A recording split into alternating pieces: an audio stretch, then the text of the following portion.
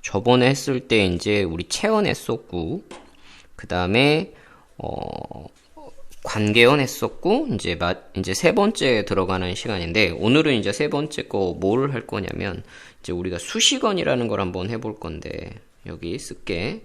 수식언이라고 하는 걸 할 건데, 먼저 수식언이라고 하는 이 수식이란 말을 보게 되면 다들 알고 있는 용어잖아?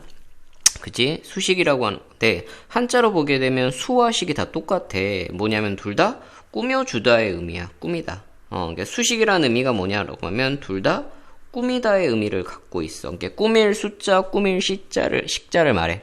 그래서 단어를 꾸며주는다라고 하는 게, 그러니까 수식언의 주된 기능은 곧 뭐다? 다른 말을 뭐 하는 데 있다? 꾸며주는 기능이다. 꾸며주는 기능을 하게 되는 게 우리가 이제 뭐가 되냐면 수식언이라고 이야기를 하는 거지.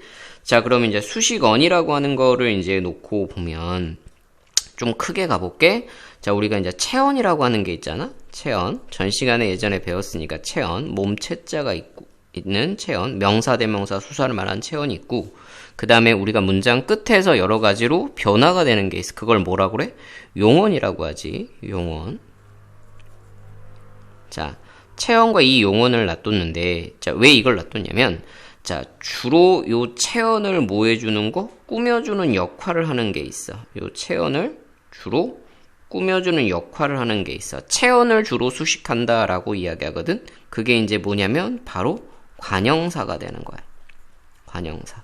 그러니까 관형사는 주로 뭘 꾸며주냐라고 하냐면, 바로 체언을 수식하는데 주된 역할을 하고, 그 다음에 체언 말고 이제 여기에 이제 용언이 있잖아. 그지? 맞지? 그러니까 용언을 주로 꾸며주는 역할을 하는 게 있어. 바로 그게 뭐냐면 바로 부사야. 그러니까 부사는 주로 뭘 수식하냐라고 하면 용언을 수식하는 게 바로 부사라고 보통 이야기를 해. 그러면 다시 여기 돌아와서 수식언이 관형사 부사잖아. 그럼 이 수식언이 갖는 어떠한 특징들을 보게 되면 수식언의 특징들을 보게 되면 특징이라는 거지. 특징을 보게 되면 일단은 활용을 한다 하지 않는다? 활용을 하지 않는다는 점이 되는 거지. 수식언의 기능을 보면 특징을 보면 활용이란 자체를 한다 안 한다? 하지 않는다야. 활용을 하지 않는다가 되는 거고. 또 하나는 뭐냐면 당연히 수식어는 조사가 붙지 않아. 조사가 붙는다 붙지 않는다? 조사가 붙지 않는다야. 그런데 요거 중에서 조금 주의해야 되는 게 하나가 있어. 조사는 분명히 붙지 않거든? 조사는 붙지 않아. 그런데 예외적으로 조사가 뭔가 좀 붙어지는 게 있어. 그러니까 조사의 종류도 있는 건데 우리 조사의 종류는 해서 알지? 격조사 있고 접속조사 있고 보조사 있잖아. 근데 조사가 붙을 수도 있는 게 있어. 자, 그거는 뒤에 가서 한번 해주도록 할게. 자, 그럼 먼저 우리가 이제 관형사라고 하는 걸 먼저 배워볼 건데 관형사는 주로 뭐 한다? 체언을 수식을 하잖아. 그지? 체언을 수식하잖아. 그럼 요 관형사가 체언을 주로 수식을 하는데 이 관형사의 종류를 우리가 좀 살펴보면 관형사의 종류를 조금 살펴볼게. 종류를 살펴보면 좀 키우고 첫 번째는 뭐가 있냐면 지시관형사라고 하는 게 있어. 지시관형사. 지시관형사. 그러니까 지시관형사는 지시. 그러니까 어떤 것들을 대해서 이제 지칭하는 거를 이야기하는데 당연히 요 지시관형사가 나오면 당연히 헷갈려 해서 문제를 내는 거가 있지. 곧 뭐겠어? 지시대명사하고 분명히 이런 지시대명사하고 얘를 접목시켜서 같이 내서 구별하는 문제가 조금 많은 편이야. 그럼 당연히 지시관형사에는 뭐가 있을까라면 지시관형사에는 저가 있어. 저가 가장 대표적으로 지시관형사야. 지시관형사. 얘만 있는 건 아니고 이런 그런 저런도 있어. 요것도 이제 우리는 지시관형사라고 이야기를 해. 지시관형사. 대표적인 예문으로 한번 통해서 볼게. 예문을 통해서 보면 조금 더 이해가 쉬우니까. 보게 되면 이 나무는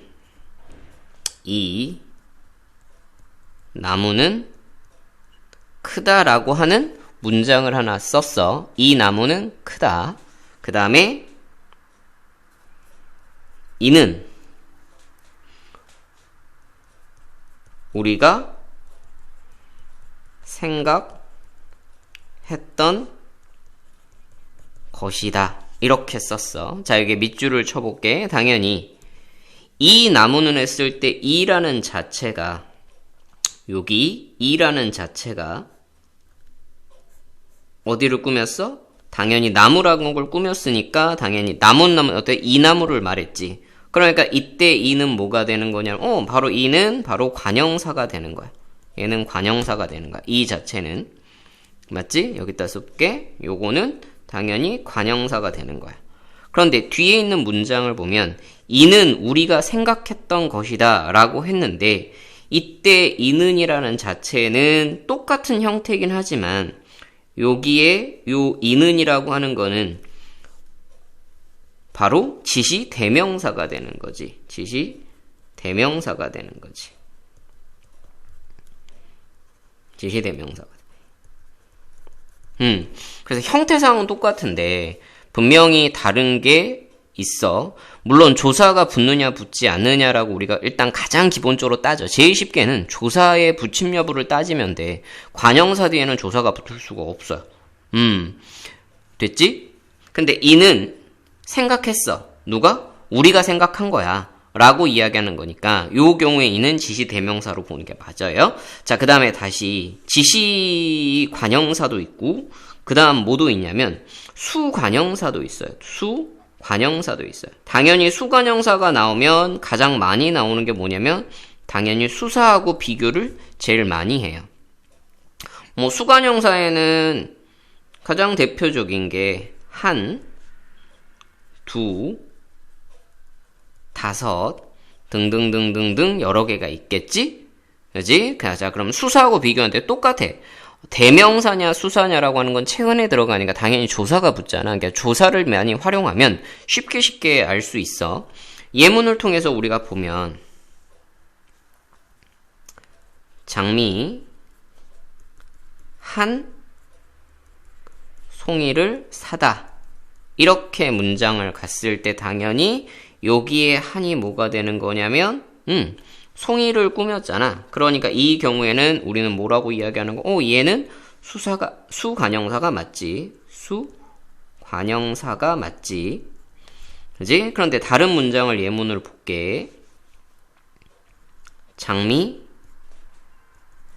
하나를 마당에 심다.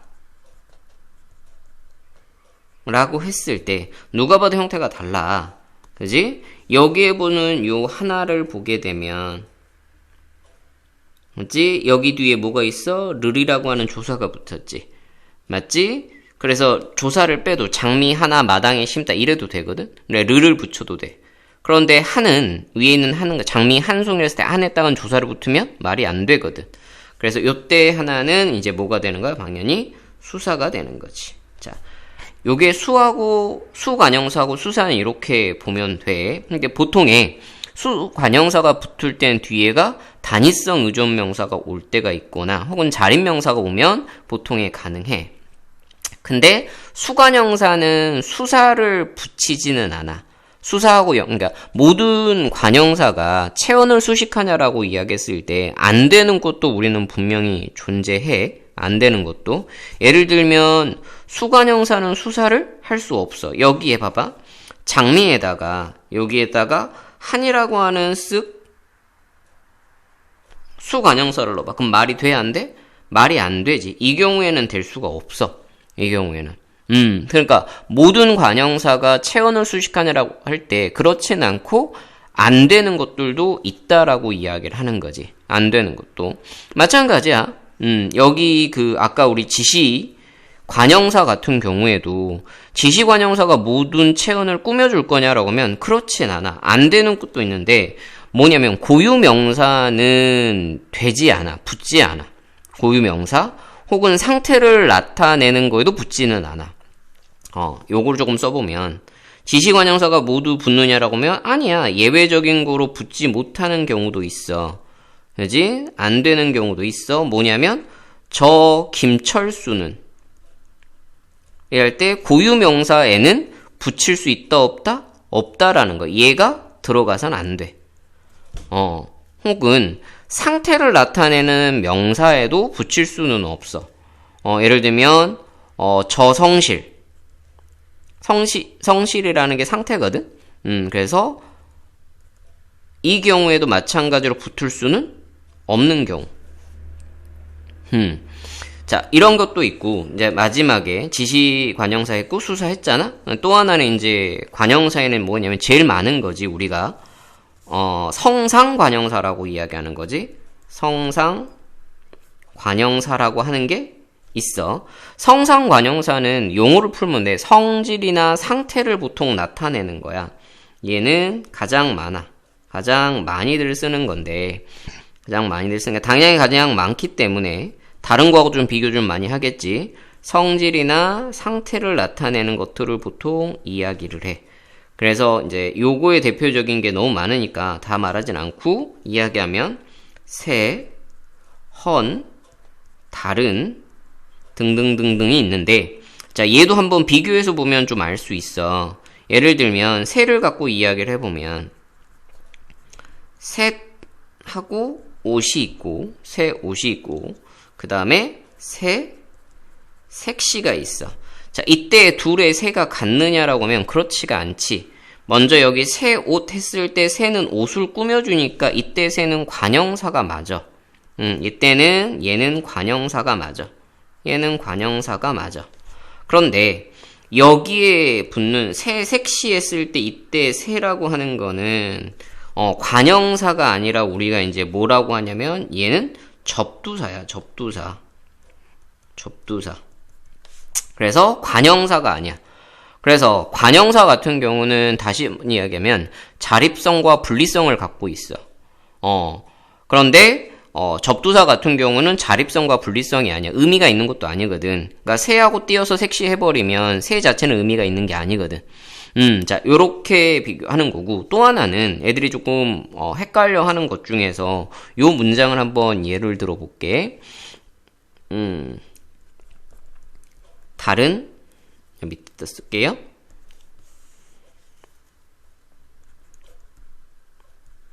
다른 분들도 오셨습니다. 라는 예문하고, 그 다음에 이것은 그것과는 다른 옷입니다. 라고 했을 때 요 둘의 밑줄을 쳐보면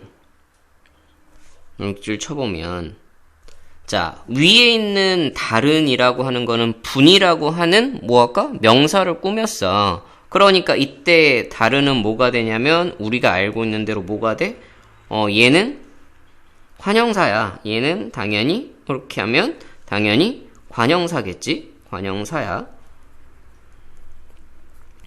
그런데 밑에 있는 이것은 그것과는 다른 옷입니다. 분명히 다른이 옷이라는 걸 꾸미긴 했지만 이때 다른은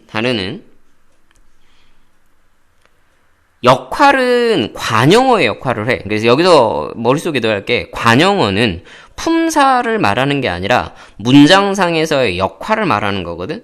그러니까 꾸며주는 역할을 해. 그래서 다른이라는 자체는 원래 다르다에서 왔기 때문에 품사상을 따지면 뭐라고 이야기해야 돼? 얘는 형용사야, 형용사. 얘는 용언이야, 용언. 다른은 용언이 되는 거지. 형용사인 용언인데 무슨 역할을 하는가? 관형어의 역할을 하는 거지. 관형어의 역할을 하는 거다라고 이야기하는 거지. 그래서 여기에서 지금 3개를 했어. 3개. 뭐였냐면 지시관형사, 수관형사, 성상관형사 하고 이야기를 해줬어. 관형사에는 이렇게 종류가 있어. 자, 그런데 여기서 물어볼게. 관형사끼리는 서로 결합을 할 수 있을까라고 하면 관형사끼리는 서로 결합이 가능해. 관형사끼리는 순서. 근데 문제는 관형사 결합이라고 말하면 관형사가 배열될 때가 중요한데 관형사의 배열 자체는 보게 되면 지시, 그 다음에 쌤 써준 대로야 수, 그 다음에 성상, 관형사, 숭도세로 배열이 돼야 돼. 이 배열 순서 어기면 안 돼. 관형사의 배열은 관형사가 하나는 쓴 게 아니라 여러 가지로 수식을 할 수 있어. 그래서 그때 꼭 하나만 쓰는 게 아니라 요렇게 세 개로 배열할 수도 있어. 뭐가 있냐면 대표적으로 저, 한, 외딴, 집 이렇게 되면 저, 한, 외딴, 집 조금 지워서 갈게. 외딴, 집이라고 하면 요거는 모두 다 뭐냐면 관형사야. 저도, 한도, 외딴도 모두 관형사야. 당연히 저 같은 경우는 당연히 뭐가 돼? 얘는 당연히 지시가 되겠지? 한은 당연히 뭐겠어? 수겠지? 외딴은 뭐겠어? 성상이겠지. 그래서 각각 이 결합의 순서는 어기면 안 돼. 배열 순서로 어기면 안 돼. 한, 저 이런 말 안 되는 거잖아. 그래서 이때 관형사는 하나가 아니고 여러 가지라 더 둘 수 있는데 이때는 되게 배열이 중요하다라고 하는 거. 자, 이게 관형사이고 이어서 바로 갈게. 자, 우리가 이제 관형사 했으니까 당연히 부사라고 하는 거를 들어가 봐야 되잖아. 부사. 맞지? 당연히 부사라고 하는 거를 보면 부사도 마찬가지로 어디를 수식하느냐라고 하면 얘는 주로 용언을 수식합니다. 주된 기능이 수식 기능이죠. 주된 수식이 어디다? 바로 용언입니다. 주 수식이 당연히 용언이 돼요. 근데 용언만 꾸미냐? 그렇지는 않아. 얘가 그래서 수식 범위가 조금 넓은 편인데, 자, 같은 부사도 수식을 해요.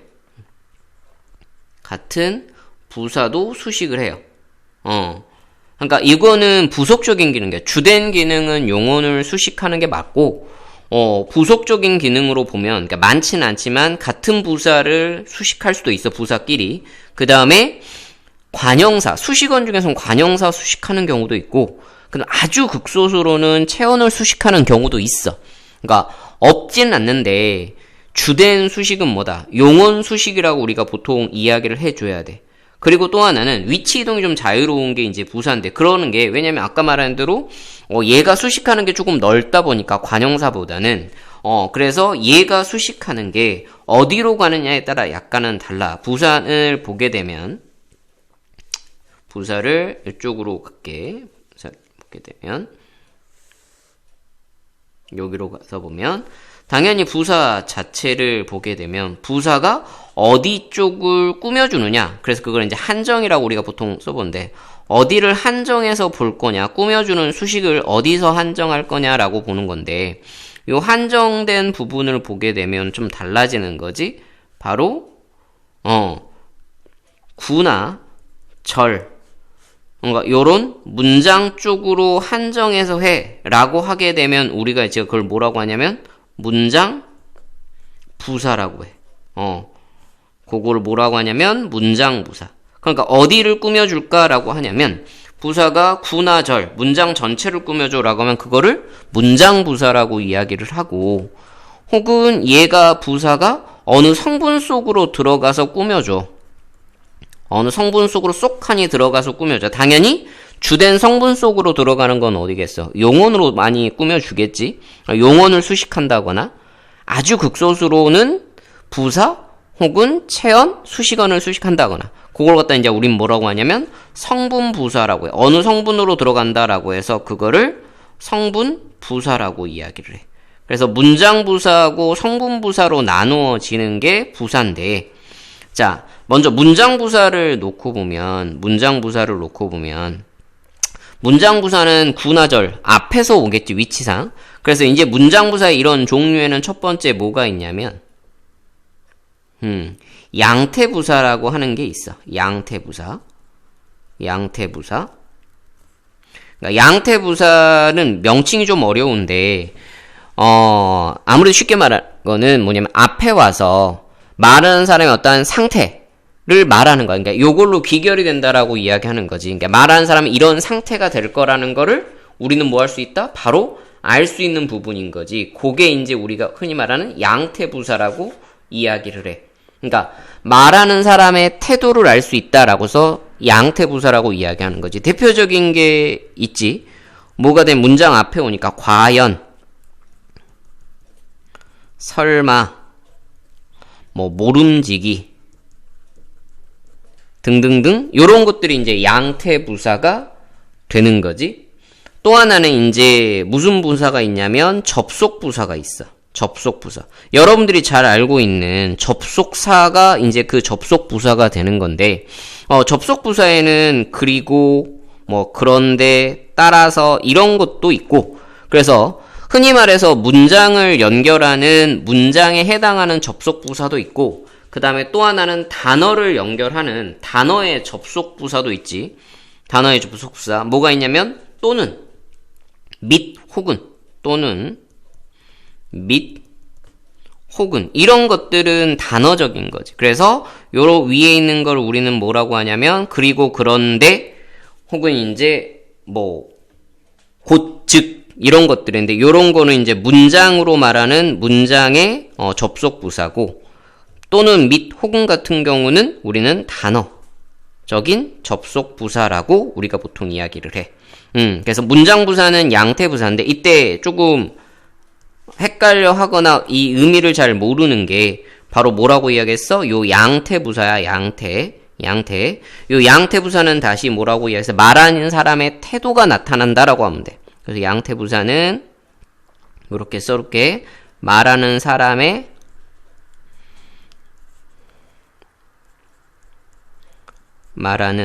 태도. 가 나타나는 경우를 우리는 뭐라고 한다? 양태부사라고 한다라고 조금 이해하면 될 것 같아. 자, 그 다음에 이제 부사의 마지막이야. 이게 이제 성분부사라고 하는 게 이제 여기 있는데 성분부사를 이쪽으로 쭉 뺄게. 성분부사야. 당연히 성분부사에도 종류가 있겠지. 성분부사.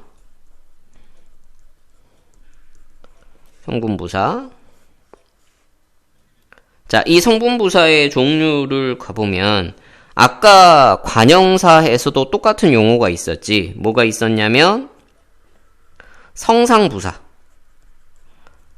성상부사. 당연히 성질과 상태를 나타내는 부사를 성상부사라고 이야기하는 거지. 빨리, 매우, 많이, 너무 등등등등 요런 게 있고 요 성상부사 속에 조금 애들이 잘 모르던데 뭐가 있냐면 음성상징어 있지? 음성상징어. 그러니까 의성어 있고 의태어 있잖아. 요것도 성상부사야. 의성어 이야기하면 소리를 나타내는 거. 줄줄줄줄 뭐 이런 거. 의태어, 아장아장 같은 거 있잖아. 요것도 성상부사. 음성상징어도 부사라고 하는 걸 좀 알아두면 좋을 것 같고 그 다음에 이제 지시부사. 지시부사는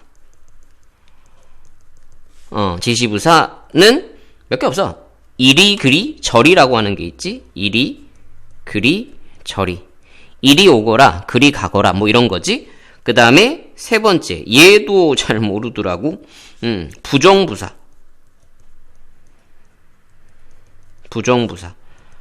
안, 못, 혹은 아니. 요런 거는 부정부사라고 우리가 이야기하는 거. 자, 여기서 이제 부사에서 한번 잠깐만 가볼게. 아까 잠깐 처음에 분명히, 형태가 변하지 않아. 라고 하는 게 관형사, 부사 똑같아. 조사가 붙지 않아. 맞아. 관형사나 부사나 붙지 않는데, 이때 부사가 조금 주의해야 될 게 있어. 부사를 보게 되면 조사가 붙거나 전미사, 복수 전미사가 붙을 수도 있어. 자, 이 경우를 예를 들어볼게. 뭐냐면 조사 중에서 우리가 보조사가 가능한 경우에서 보조사가 붙을 수도 있어요. 보조사가 붙는 경우도 있어. 자, 예를 들면 뭐가 되냐면 너무 부사죠. 그 다음에 덥다 라고 이야기했을 때 이때 뭐가 붙었어? 도가 붙었잖아. 이렇게 도가 붙었잖아. 그지? 이 경우에 너무는 당연히 뭐야? 부사거든? 부사야. 너무는 당연히 부사인데, 도라고 하는 뭐가 붙었어? 보조사가 붙었어. 이 경우는 가능해. 또 하나, 복수 전미사가 붙어서도 되긴 해요. 이 경우도 붙을 수 있어. 너무를 그대로 써볼게. 야, 너무들 한다. 이렇게 문장을 쓰면 요것도 돼. 너무는 당연히 우리가 보는 뭐가 맞아? 부사가 맞잖아. 그지? 근데 들이라고 하는 복수 형태가 왔잖아. 이 복수 전미사가 붙는 경우도 가능해. 부사인 경우는.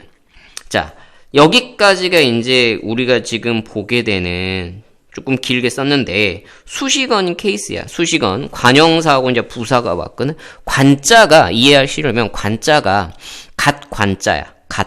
그러니까 조선시대 선비들이 썼다가는 갓 있잖아. 머리 위에 쓰니까 머리에 최종적으로 뭘 쓸까? 갓을 써서 마지막 옷 장식을 끝내는 거. 그러니까 관형사의 역할이지. 마지막으로 꾸며줘. 그러니까 뭔가 좀 덧붙이게 해주는 거잖아. 부사의 부자는 뭐가 되냐면 버금가다야. 버금 부자거든. 그러니까 뭐뭐에 버금간다라는 것도 얘도 마찬가지 뭔가 꾸며주는 기능을 한다라고 이야기하는 거지. 자, 여기까지가 수식어이었고, 수식어에는 약간 명칭이 조금 있으니까 그것만 주의하면 될 것 같아. 오늘 수고했어.